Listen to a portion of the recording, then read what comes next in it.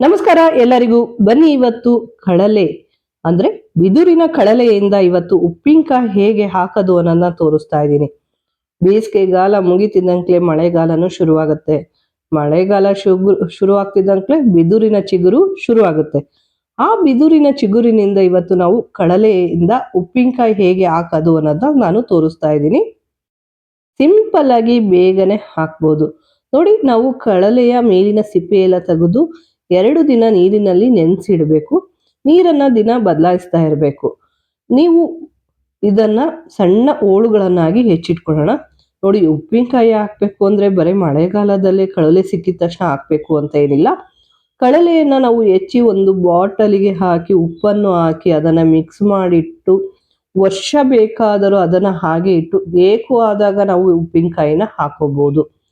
ನೋಡಿ, ಈಗ ನಾನು ಕಳಲೆಯನ್ನ ಉಪ್ಪು ಹಾಕಿ ಇಡ್ತಾ ಇದ್ದೀನಿ. ಎಲ್ಲವನ್ನೂ ಇದೇ ರೀತಿಯಲ್ಲಿ ಹೆಚ್ಚಿಟ್ಕೊಂಡಿದ್ದೀನಿ. ಹೋಳುಗಳನ್ನಾಗಿ ಮಾಡಿ ಇಟ್ಕೊಂಡಿದ್ದೀನಿ. ಸಣ್ಣಕ್ಕೆ ಬೇಕಾದರೂ ಇನ್ನೂ ಸಣ್ಣಕ್ಕೆ ಬೇಕಾದರೂ ಹೆಚ್ಕೋಬಹುದು. ಸ್ವಲ್ಪ ದಪ್ಪನೇ ಹೆಚ್ಚಿದ್ದೀನಿ ನಾನು. ಈಗ ಎಲ್ಲವನ್ನೂ ಸಹ ನಾನು ಒಂದು ಡಬ್ಬಿಗೆ ಹಾಕ್ತಾ ಇದ್ದೀನಿ. ನೋಡಿ, ಎಲ್ಲವನ್ನೂ ಹಾಕಿದ ಮೇಲೆ ನಾವು ಉಪ್ಪನ್ನ ಸೇರಿಸ್ತಾ ಇದ್ದೀವಿ. ನೋಡಿ, ಜಾಸ್ತಿ ಇಲ್ಲ, ಸ್ವಲ್ಪ ಮಾತ್ರ ಇರೋದ್ರಿಂದ ಒಂದು 2 ಸ್ಪೂನ್ ಅಷ್ಟು ನಾನು ಉಪ್ಪನ್ನ ಹಾಕ್ತಾ ಇದ್ದೀನಿ. ಉಪ್ಪನ್ನು ಹಾಕಿ ಇದನ್ನ ಮಿಕ್ಸ್ ಮಾಡಿ ನಾವು ಬೇಕು ಅಂದ್ರೆ ವರ್ಷಗಟ್ಟಲೆ ಸಹ ಹಾಗೆ ಇಡ್ಬೋದು. ಇಲ್ಲ ನಮಗೆ ಬೇಕು ಅಂದಾಗ ತಗೊಂಡು ಸಹ ಮಾಡ್ಬೋದು. ಸ್ವಲ್ಪನೇ ಮಾಡ್ಕೊಳ್ತೀವಿ ಅಂದ್ರೂ ಸ್ವಲ್ಪನೇ ಮಾಡ್ಬೋದು. ನೋಡಿ, ಉಪ್ಪು ಹಾಕಿ ಈಗ ಇದನ್ನ ಮಿಕ್ಸ್ ಮಾಡಿ ನಾವು ಇಡ್ತಾ ಇದ್ದೀವಿ. ನೆಕ್ಸ್ಟು ಬರೀ ಕಳಲೆ ಬೇಕು ಅಂದ್ರೆ ಕಳಲೆನೇ ಹಾಕಬಹುದು. ಇಲ್ಲ ನಮಗೆ ಅದ್ರ ಜೊತೆಗೆ ನಿಂಬೆಹಣ್ಣು ಹಾಕೊಂಡು ತಿಂತೀವಿ, ಉಪ್ಪಿನಕಾಯಿ ಮಾಡ್ತೀವಿ ಅನ್ನೋರು ಸಹ ನಿಂಬೆಹಣ್ಣು ಸಹ ಹಾಕ್ಬೋದು. ಆದರೆ ನಿಂಬೆಹಣ್ಣು ಭಾಳ ದಿವಸ ಇಡೋದಕ್ಕೆ ಬರಲ್ಲ. ನೀವು ಉಪ್ಪಿನಕಾಯಿ ಹಾಕುವಾಗ 2 ದಿನ ಇಲ್ಲ 1 ದಿನ ಮಾತ್ರ ಉಪ್ಪನ್ನು ಹಾಕಿ ಇಡ್ಬೋದು. ನೋಡಿ, ಎಲ್ಲವನ್ನೂ ನಾನು ಸಣ್ಣದಾಗಿ ಹೆಚ್ಚಿಟ್ಕೊಳ್ತಾ ಇದ್ದೀನಿ. ಬೀಜ ಬೇಕು ಅಂದರೆ ತೆಗಿಬೋದು, ಇಲ್ಲ ಬೀಜನೂ ಇರಲಿ ಅನ್ನೋರು ಹಾಗೆ ಬಿಡ್ಬೋದು. ಬೇಕು ಅನ್ನೋರು ಜಾಸ್ತಿನೇ ನಿಂಬೆಹಣ್ಣು ಸಹ ಹಾಕೋಬಹುದು. ನಾನು ಒಂದು 4ರಿಂದ 5 ನಿಂಬೆಹಣ್ಣು ಮಾತ್ರ ಹಾಕ್ತಾ ಇದ್ದೀನಿ. ಅಷ್ಟೇ ಅಲ್ಲ, ಬೇಕು ಅನ್ನೋರು ಹಸಿಮೆಣಸಿನಕಾಯಿನೂ ಸಹ ಹಾಕೋಬಹುದು. ಕಳಲೆ, ನಿಂಬೆಹಣ್ಣು, ಹಸಿಮೆಣಸಿನಕಾಯಿ ಇವನ್ನೆಲ್ಲವನ್ನೂ ಮಿಕ್ಸ್ ಮಾಡಿ ಹಾಕಿದ್ರಂತೂ ಇನ್ನೂ ಚೆನ್ನಾಗಿರುತ್ತೆ.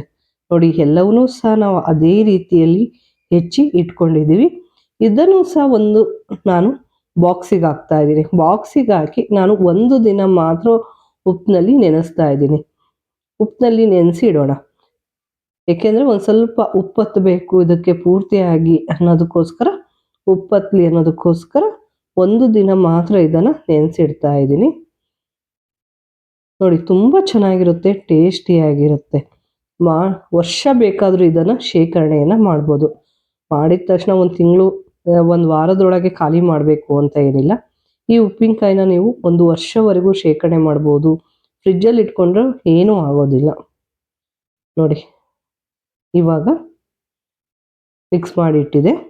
ನೆಕ್ಸ್ಟು ನಾವು ಮಾಡೋ ದಿನ ಒಂದು 2 ಗಂಟೆಗಳ ಮುಂಚೆ ಮೆಂತೆ ಮತ್ತು ಸಾಸಿವೆ ಕಾಳನ್ನು ನೆನೆಸಿಡೋಣ. ನೋಡಿ, ಸಾಸಿವೆ ನಾನು ಒಂದು 3 ಸ್ಪೂನಷ್ಟು ತಗೊಂಡ್ರೆ, ಮೆಂತೆ ಕಾಳನ್ನು ನಾನು 2 ಸ್ಪೂನಷ್ಟು ಮಾತ್ರ ತಗೊಂಡಿನಿ. ಇಲ್ಲ ಮೆಂತೆ ಕಾಳು 1 ಸ್ಪೂನ್ ತಗೊಂಡ್ರೆ ಸಾಕು.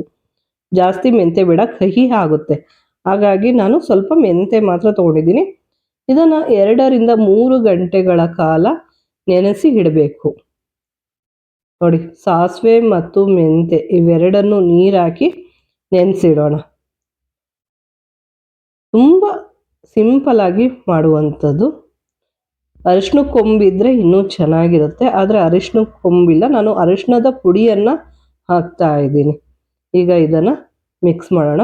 ನೆಕ್ಸ್ಟ್ ಉಪ್ಪಿನಕಾಯಿಗೆ ಇವಾಗ ಉಪ್ಪಿನಕಾಯಿ ಹಾಕೋದಕ್ಕೆ ಏನೇನು ಸಾಮಗ್ರಿಗಳು ಬೇಕು ಅನ್ನೋದನ್ನ ತೋರಿಸ್ತಾ ಇದ್ದೀನಿ. ನೆನೆಸಿಟ್ಟಿರುವಂಥ ಮೆಂತೆ ಮತ್ತು ಸಾಸಿವೆ ನೀರು ತೆಗೆಯೋದೇನೇ ಬೇಡ, ಹಾಗೆ ರುಬ್ಬೋದಕ್ಕೆ ಹಾಕೊಳ್ಳೋಣ. ಒಣಮೆಣಸಿನ್ಕಾಯಿ ಒಂದು 5ರಿಂದ 6 ಒಣಮೆಣಸಿನ್ಕಾಯಿ ತೊಗೊಂಡಿದ್ದೀನಿ. ಅರಿಶಿಣದ ಪುಡಿ 1 ಸ್ಪೂನು ಇಲ್ಲ 2 ಸ್ಪೂನಷ್ಟು ತೊಗೊಳ್ಳಿ. ಅಚ್ಚ ಖಾರದ ಪುಡಿ 2 ಸ್ಪೂನ್, ಏಕೆಂದರೆ ಒಣಮೆಣಸಿನ್ಕಾಯಿನೂ ತೊಗೊಂಡಿದ್ದೀವಿ ಮತ್ತು ಖಾರ ಜಾಸ್ತಿ ಆಗುತ್ತೆ. ಬೆಳ್ಳುಳ್ಳಿ 5ರಿಂದ 6 ಬೆಳ್ಳುಳ್ಳಿ ಅಸಲು. ಒಣ ಶುಂಠಿ 1 ಇಂಚಷ್ಟು, ಜಾಸ್ತಿ ಬೇಡ, ಸ್ವಲ್ಪನೇ ತೊಗೊಳ್ಳೋಣ. ಬನ್ನಿ ಇವಾಗ ನಾವು ರುಬ್ಕೊಳ್ಳೋಣ. ಇವೆಲ್ಲವನ್ನೂ ಫಸ್ಟು ನಾವು ರುಬ್ಕೊಳ್ಳೋಣ. ಬೆಳ್ಳುಳ್ಳಿನೂ ಸಹ ಹಾಕ್ತಾ ಇದ್ವಿ. ಇದಕ್ಕೆ ಒಗ್ಗರಣೆ ಇಲ್ಲ. ಕಡಲೆ ಉಪ್ಪಿನಕಾಯಿಗೆ ನಾನು ಒಗ್ಗರಣೆಯನ್ನು ಹಾಕ್ತಾ ಇಲ್ಲ. ಹಾಗಾಗಿ ಇದನ್ನು ನಾನು ಬೆಳ್ಳುಳ್ಳಿನೂ ಸಹ ರುಬ್ಕೊಳ್ತಾ ಇದ್ದೀನಿ. ನೋಡಿ, ಎಲ್ಲವೂ ಹಾಕಿ ನಾವು ಇದನ್ನು ನಯಸ್ಸಾಗಿ ರುಬ್ಕೋಬೇಕು. ನೋಡಿ, ಖಾರದ ಪುಡಿ, ಅರಶಿನ ಪುಡಿ, ಒಣಮೆಣಸಿಕಾಯಿ, ಬೆಳ್ಳುಳ್ಳಿ, ಸಾಸಿವೆ ಮತ್ತು ಮೆಂತೆ. ನೋಡಿ, ನೀರಿನ ಸಮೇತನೇ ಹಾಕ್ತಾ ಇದ್ದೀನಿ. ಯಾಕೆ ಅಂದರೆ ನೀರಿನ ಅಂಶ ಬೇಕೇ ಬೇಕು, ರುಬ್ಬೋದಕ್ಕೂ ಸಹ ನೀರು ಬೇಕು. ಹಾಗಾಗಿ ನಾನು ನೀರಿನ ಸಮೇತನೇ ಹಾಕ್ತಾ ಇದ್ದೀನಿ. ಇದನ್ನು ನಾವು ನಯಸ್ಸಾಗಿ ರುಬ್ಕೊಳ್ಳೋಣ. ಪೂರ್ತಿ ನಯಸ್ಸಾಗಿ ಇದನ್ನು ರುಬ್ಕೋಬೇಕು. ಒಂದೇ ಸಲ ನೀರು ಹಾಕಿ ರುಬ್ಬೋದು ಬೇಡ, ಸ್ವಲ್ಪನೇ ನೀರು ಹಾಕಿ ಇದನ್ನು ನಾವು ಇವಾಗ ರುಬ್ಕೊಳ್ಳೋಣ. ನೋಡಿ, ನಾವು ಉಪ್ಪು ಹಾಕಿ ನೆನೆಸಿಟ್ಟಿರುವಂಥ ಕಡಲೆ ಮತ್ತು ನಿಂಬೆಹಣ್ಣು ಎರಡನ್ನೂ ಸಹ ನಾವು ಬೇಸನಿಗೆ ಹಾಕ್ಕೊಂಡಿದ್ದೀವಿ. ನಮಗೆ ಬೇಕು ಅಂದಾಗ ಮಾಡ್ಕೋಬೋದು ಕಡಲೆ. ಹಾಗೆ ನಾನು ಸ್ವಲ್ಪ ಮಾತ್ರ ಹಾಕ್ಕೊಂಡಿದ್ದೀನಿ. ಈಗ ಕಡಲೆ ಮತ್ತು ನಿಂಬೆಹಣ್ಣು ಎರಡನ್ನೂ ಹಾಕಿ ನಾವು ರುಬ್ಬಿರುವಂಥ ಮಿಶ್ರಣನೂ ಸಹ ನಾವು ಸೇರಿಸ್ತಾ ಇದ್ದೀವಿ. ಇದಕ್ಕೆ ನೀರಿನ ಅಂಶ ಬೇಕು ಅಂದೆ ನಾವೀಗ ತೊಳೆದು ಸಹ ಹಾಕೊಳ್ಳೋಣ. ಇದಕ್ಕೆ ನಾವು ನೀರು ಕುಡಿಯೋ ಲೋಟದಲ್ಲಿ ನಾವು ನೀರನ್ನು ಹಾಕೊಳ್ಳೋಣ. ಹಾಕಿ ನಾವು ಇವಾಗ ಇದನ್ನು ಪೂರ್ತಿಯಾಗಿ ಮಿಕ್ಸ್ ಮಾಡ್ಕೋಬೇಕು. ನೋಡಿ, ಉಪ್ಪು ಖಾರ ಎಲ್ಲದೂ ಹತ್ತಬೇಕಲ್ವಾ, ಹಾಗಾಗಿ ನಾವು ಪೂರ್ತಿಯಾಗಿ ಸರಿಯಾಗಿ ನಾವು ಇದನ್ನು ಮಿಕ್ಸ್ ಮಾಡ್ಕೋಬೇಕು. ಗಟ್ಟಿ ಆಯಿತು ಅಂದರೆ, ಬೇಕು ಅಂದರೆ ಇನ್ನೂ ಒಂದು ಸ್ವಲ್ಪ ನೀರನ್ನು ಹಾಕೊಳ್ಳೋಣ.